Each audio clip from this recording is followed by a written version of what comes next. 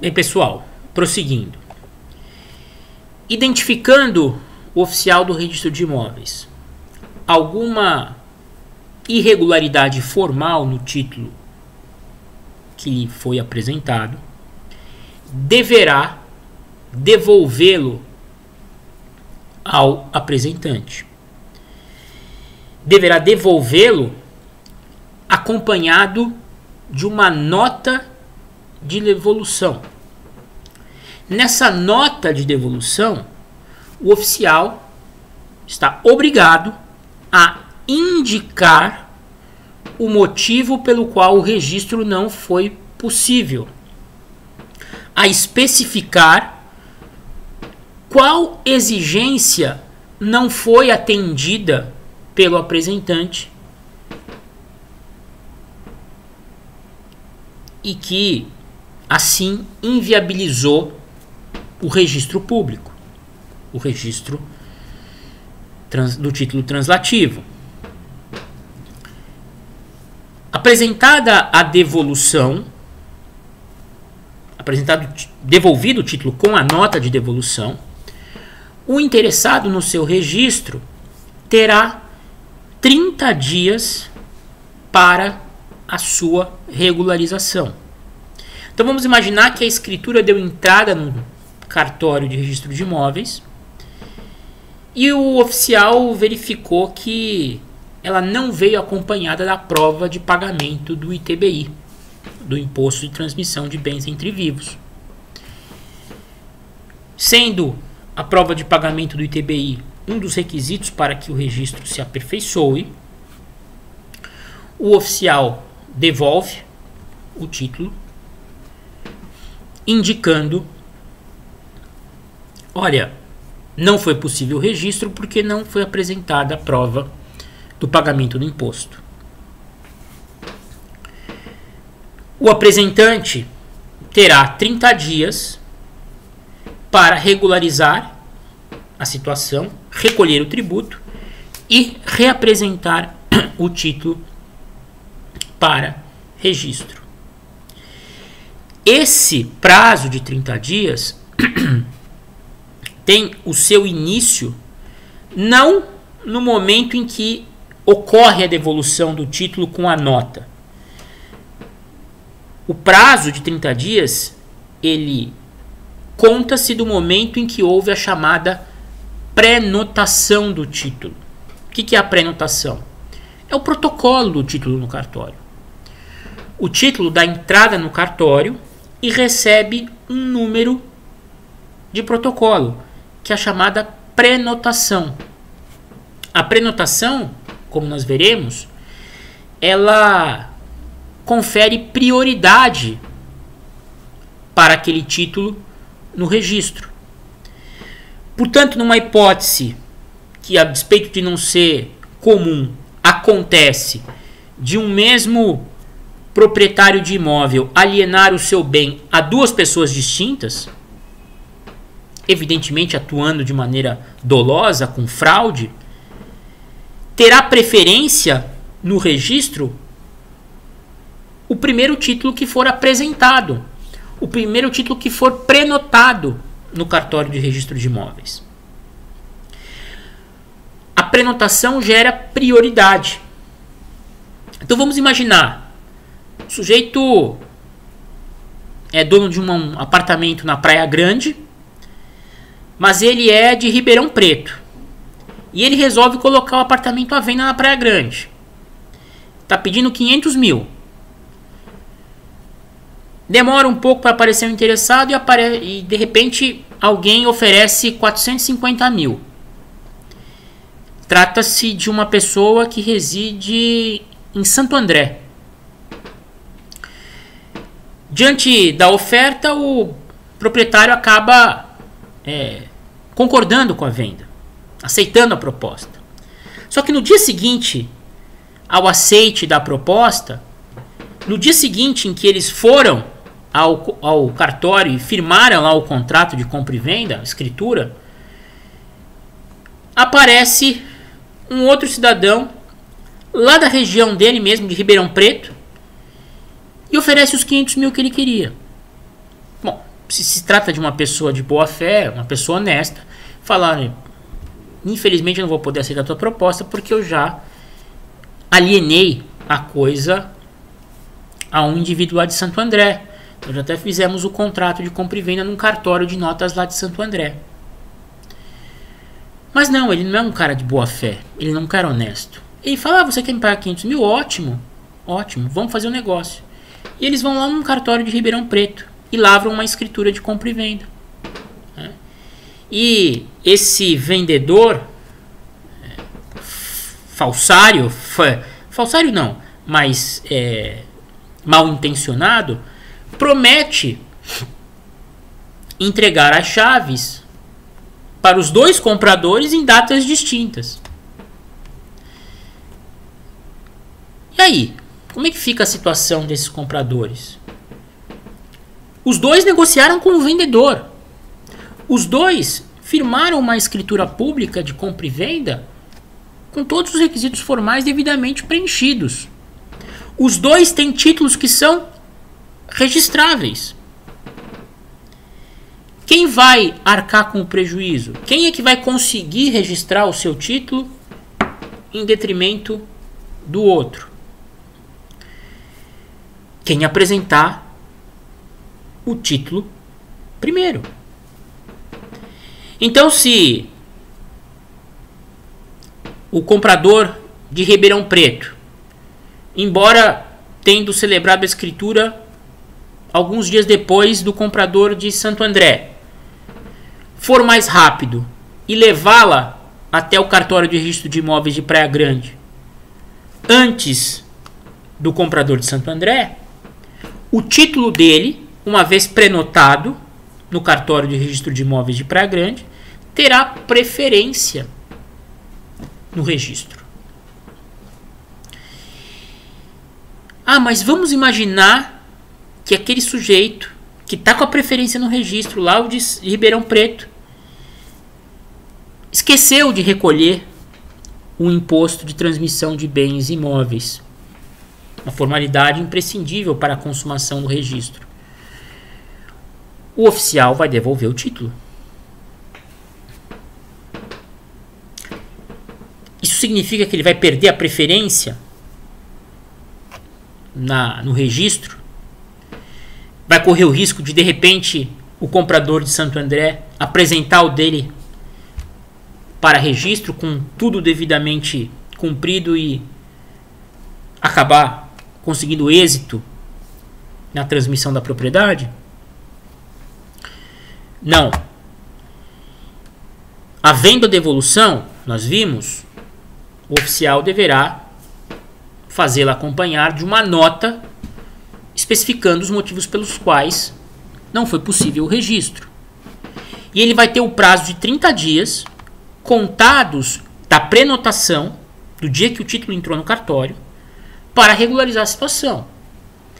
Então, no nosso exemplo aqui, o comprador de Ribeirão Preto, que celebrou a escritura pública mais tarde, mas que foi primeiro ao registro, apresentou o título, mas sem a comprovação do recolhimento do ITBI, terá ainda 30 dias contados da prenotação para regularizar a situação e recolher o imposto, e fazer prova do recolhimento do imposto.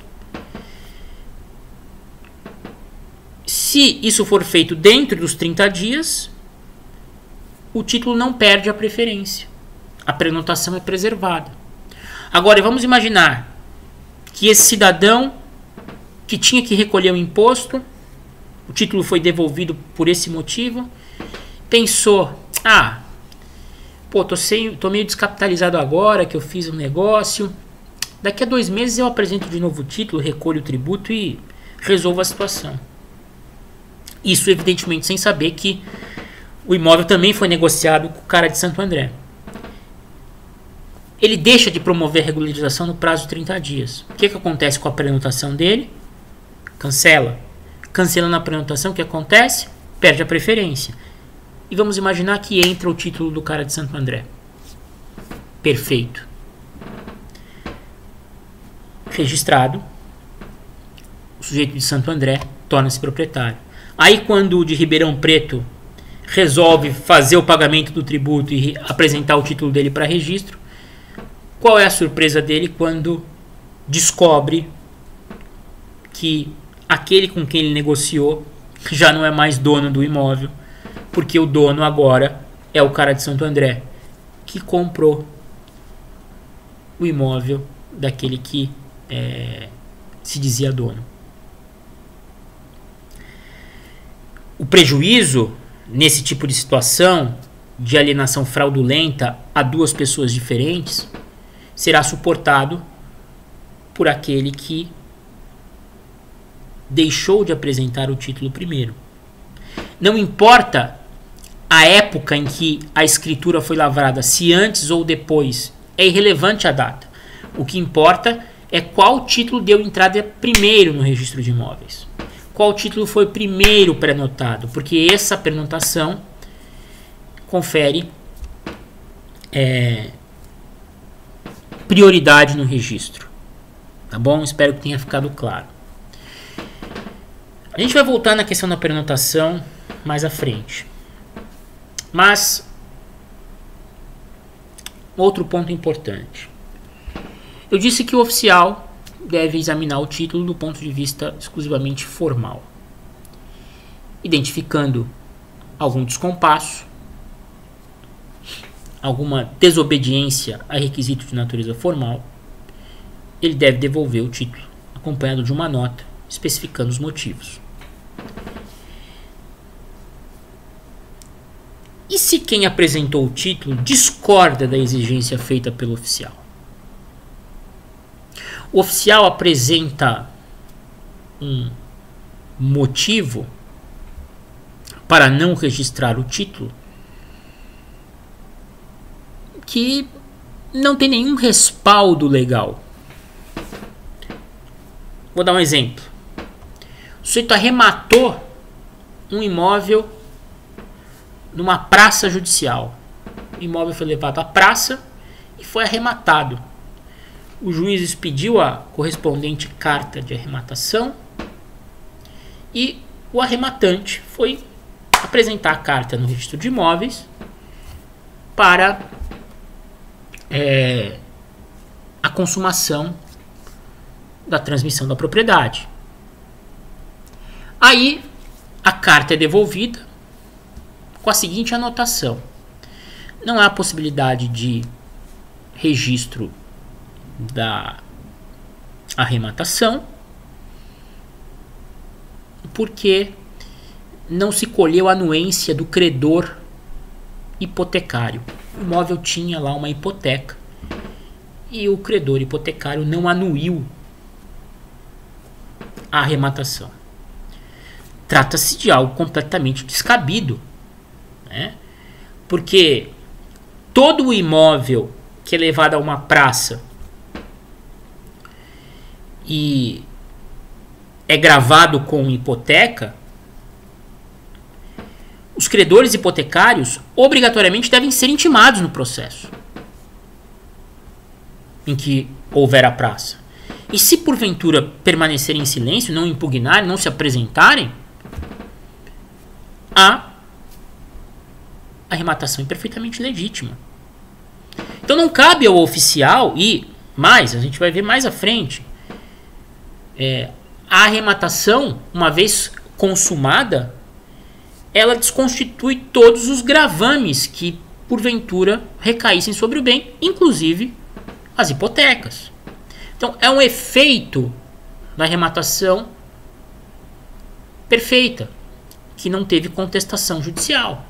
Então não cabe ao oficial devolver o título por esse motivo. Mas ele devolveu. O que deve fazer o apresentante que não concorda com a exigência feita pelo oficial? Deve se curvar, deve baixar a cabeça e se conformar? Não, vou lá obter a anuência de um representante do Banco Safra, por exemplo, para poder registrar. Se a exigência é ilegal, ele não pode se curvar. Não concordando com a exigência feita, dentro daquele prazo de 30 dias contados da prenotação, o apresentante poderá solicitar ao oficial do registro imobiliário que suscite dúvida ao juiz corregedor do registro de imóveis. Todo cartório de registro de imóveis tem um juiz corregedor. A corregedoria do registro de imóveis está sempre atrelada a um dos cargos de juiz da comarca onde fica o cartório. Vou dar um exemplo de São Vicente. O cartório de registro de imóveis, a corregedoria, está atrelada ao cargo de juiz da Sexta Vara Civil. O juiz da Sexta Vara Civil de São Vicente, independentemente de quem for, será o corregedor do registro de imóveis local. Então, se o apresentante discorda da exigência feita pelo oficial, ele retorna ao cartório e pede ao oficial que suscite dúvida ao juiz corregedor. A dúvida é uma espécie de procedimento de jurisdição voluntária que se destina a propiciar o controle da atividade do oficial do registro imobiliário. O controle da atividade do registrador imobiliário é feito pelo juiz corregedor. O próprio nome diz, juiz corregedor, aquele que é responsável pela correção e pela correição dos atos praticados pelo oficial do registro de imóveis. Então, se o oficial está agindo no entender do apresentante do título de forma indevida, o apresentante tem o direito de procurar o oficial nesse prazo de 30 dias e pedir a ele que suscite dúvida ao juiz corregedor. Bom, o oficial leva a dúvida ao corregedor, explica que não registrou determinado título por tal motivo. O juiz corregedor manda intimar a parte interessada, aquele que apresentou o título no registro. A parte interessada no registro vai explicar ao juiz os motivos pelos quais ele entende que a exigência feita é indevida. O juiz, na sequência, encaminha o procedimento para o Ministério Público, que é o chamado curador dos registros públicos. O Ministério Público dará um parecer no sentido de ser válida ou inválida a exigência, e depois disso os autos serão remetidos à conclusão para que o juiz corregedor decida se a exigência feita pelo oficial está ok e o título de fato não pode ser registrado, ou se a exigência feita pelo oficial exorbitou, não encontra respaldo na lei, e, entendendo dessa forma, determinar o registro do título independentemente da exigência feita pelo oficial. Então percebe? Havendo inconformismo do apresentante com a exigência feita pelo oficial, ele deve se dirigir ao oficial, solicitar ao oficial que suscite dúvida, e, uma vez suscitada a dúvida, o juiz corregedor instaura um procedimento, ouve o interessado, o Ministério Público, e decide. Se o juiz julgar procedente a dúvida,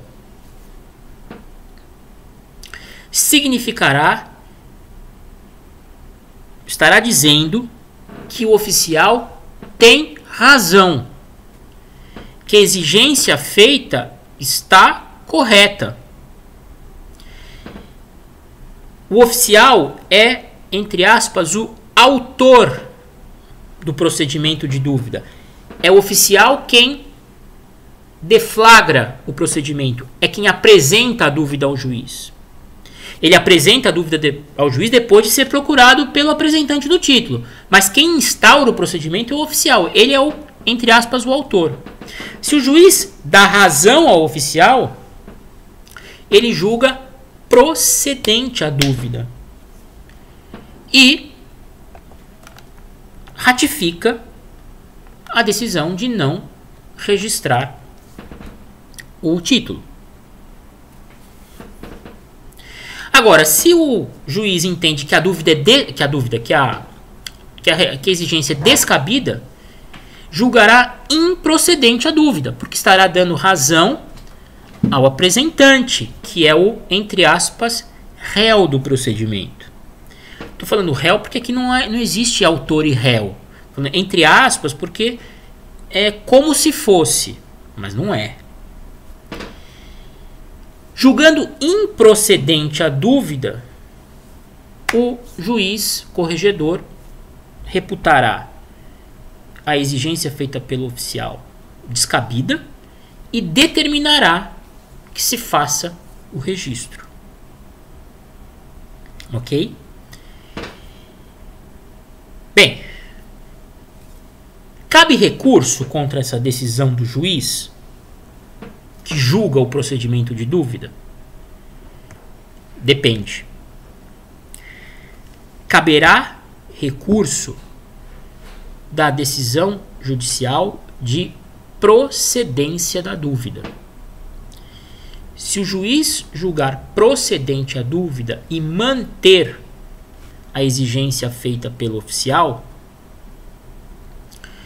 a parte interessada, o apresentante do título, poderá interpor a apelação, que será examinada pelo Conselho Superior da Magistratura, que é um dos órgãos integrantes do Tribunal de Justiça, formado pelas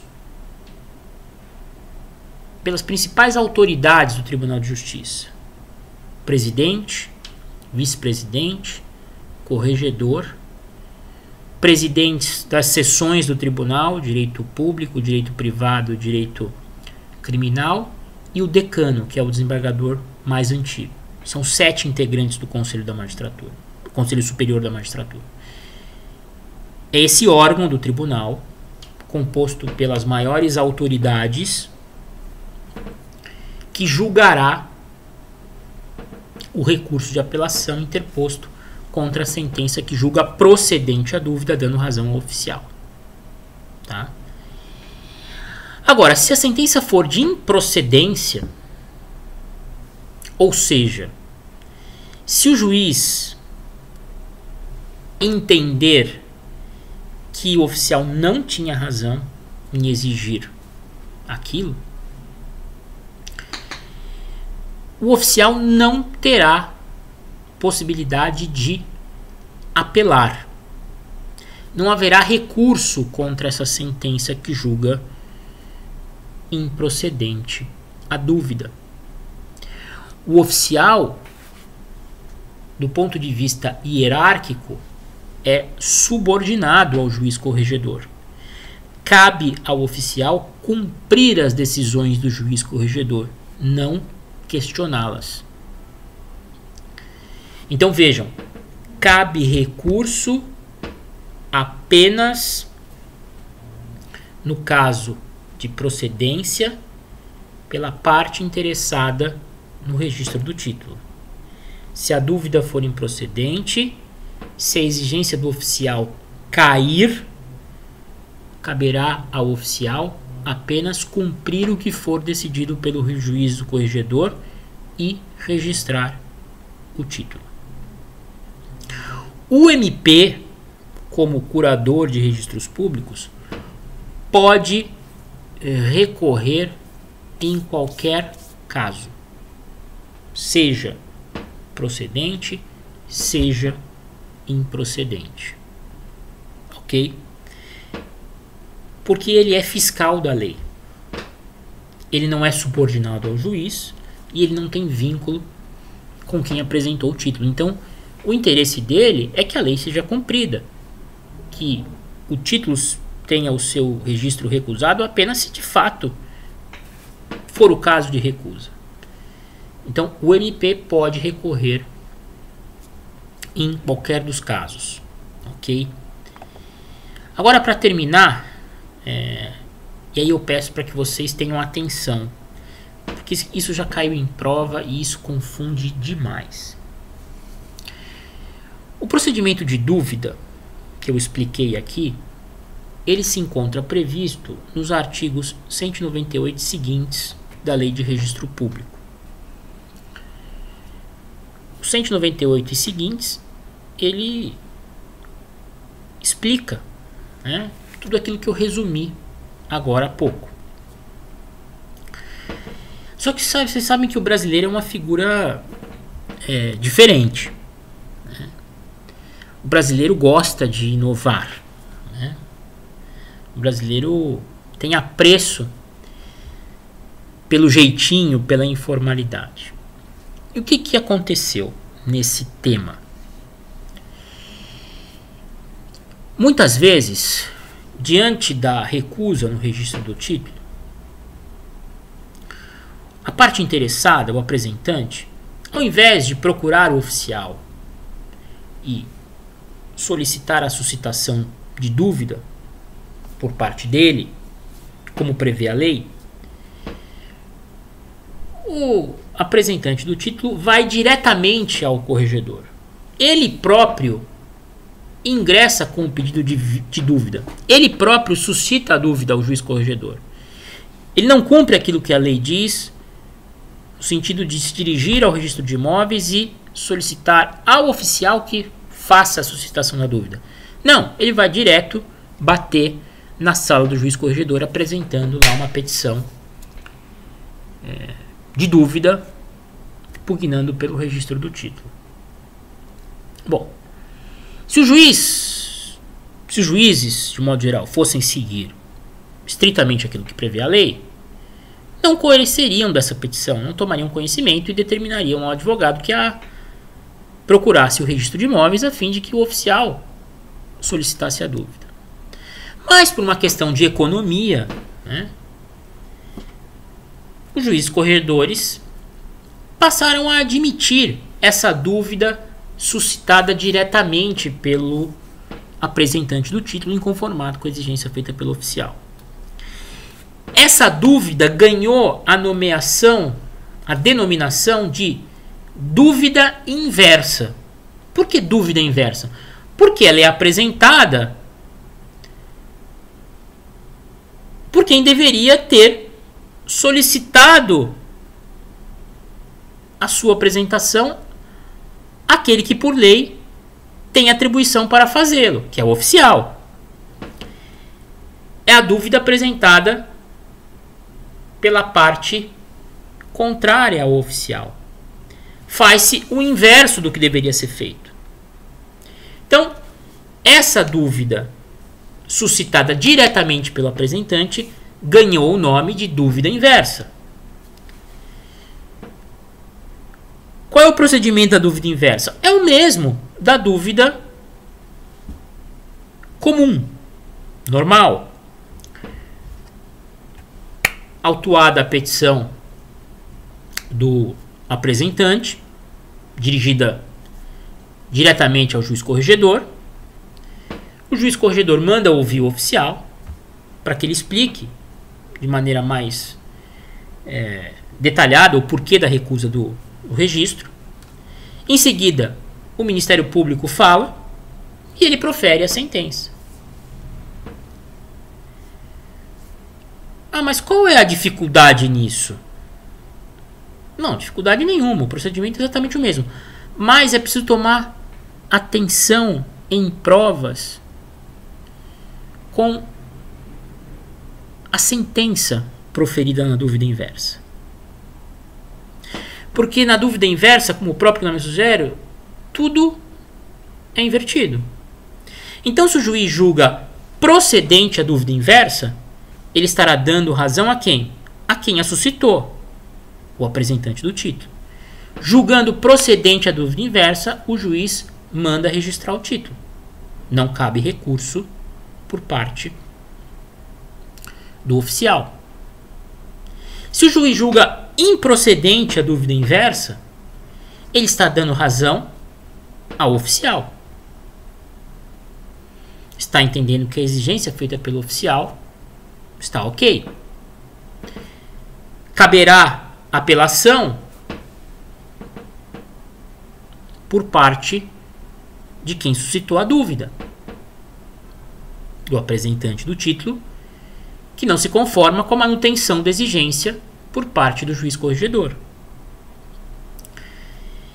Se a dúvida inversa é julgada procedente, o oficial, como já visto anteriormente, não tem direito a recurso.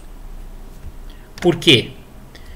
Porque o oficial é subordinado ao juiz corregedor e deve cumprir as suas decisões. O Ministério Público pode recorrer num caso ou no outro. O recurso vai ser dirigido para o Conselho Superior da Magistratura. Então, eu peço a vocês que tomem cuidado nessa distinção de dúvida e dúvida inversa. Na dúvida simples, quando o pedido é julgado procedente, dá-se razão ao oficial. Na dúvida inversa, quando o pedido é julgado procedente, dá-se razão ao apresentante do título. Na dúvida comum, haverá possibilidade de apelação no caso da sentença de procedência, por parte do interessado inconformado com a manutenção da negativa. No caso de dúvida inversa, haverá possibilidade de apelação no caso de improcedência, né? Quando o juiz dá razão ao oficial. Isso numa prova de teste confunde demais, né? Então é preciso ficar atento com isso, tá? Com as nomenclaturas. Se entender a dinâmica, fica fácil. Agora, se não conseguir entender essa dinâmica de suscitante e suscitado, né, fica difícil. Então preste atenção nisso. E para encerrar esse tema, e depois nós concluímos na próxima aula o restante dos princípios e os principais atos do registro de imóveis.